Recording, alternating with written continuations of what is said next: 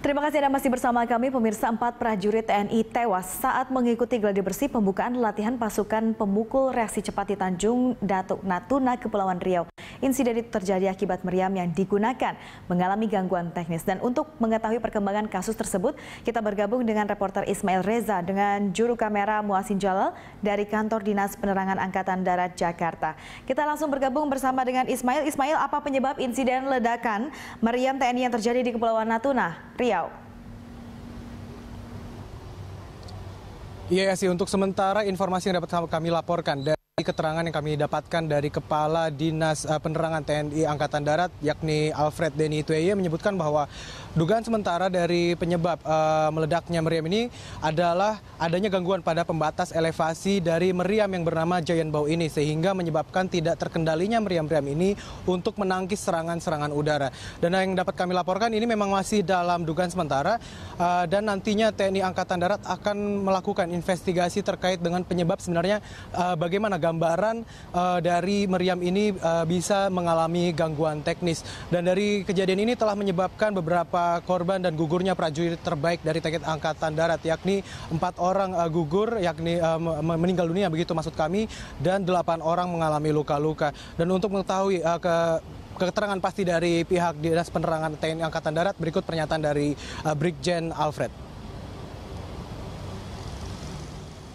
Cita atas meninggalnya 4 orang prajurit terbaik dari Batalion Arhanitri 1. Kecelakaan terjadi pada kemarin tanggal 17 Mei 2017 ketika terjadi latihan penembakan oleh Batalion Arhanitri 1 Kostrad, di mana salah satu pucuk dia mengalami gangguan pada pembatas elevasi sehingga meriam itu tidak terkendali dan terjadilah insiden itu. Terdapat korban dalam kejadian itu yaitu 4 orang meninggal dunia dan saat ini sudah dievakuasi. 1 orang sudah kita kirim ke Pekanbaru, 1 lagi sudah kita kirim ke Padang, 1 ke Semarang, dan 1 dalam perjalanan ke Palopo untuk kita kirim ke rumah duka. Investigasi sedang dilaksanakan saat ini untuk kita mendapatkan gambaran yang pasti kira-kira penyebab kejadian ini apa. Tetapi secara teknis meriam ini layak untuk melaksanakan penembakan, karena sehari sebelumnya juga batalion itu sudah melakukan penembakan tanpa ada. Iya sih.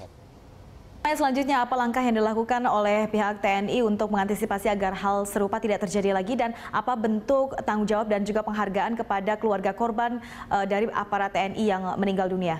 Ismail.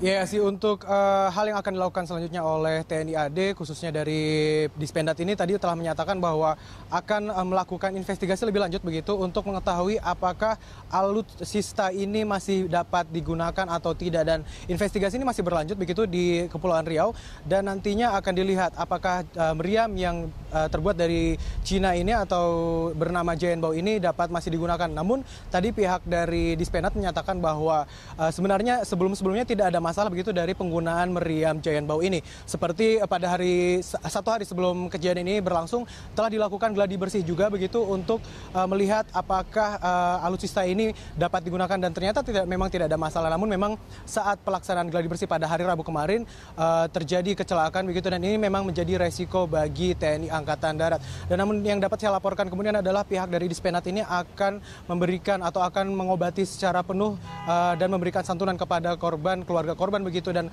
bagi mereka yang dirawat inap atau karena luka-luka akan dibiayai secara gratis oleh pihak TNI Angkatan Darat. Yang dapat saya laporkan juga dari 4 korban ini telah dibawa ke rumah duka, yakni ada di Pekanbaru, kemudian Padang, di Semarang, dan saat ini ada yang sedang perjalanan ke Palopo. Dan untuk 8 korban luka-luka lainnya saat ini sedang dalam perawatan, yakni untuk yang mengalami luka-luka berat dirawat di Pontianak, dan untuk yang mengalami luka ringan dirawat di rumah sakit setempat di Kepulauan Riau.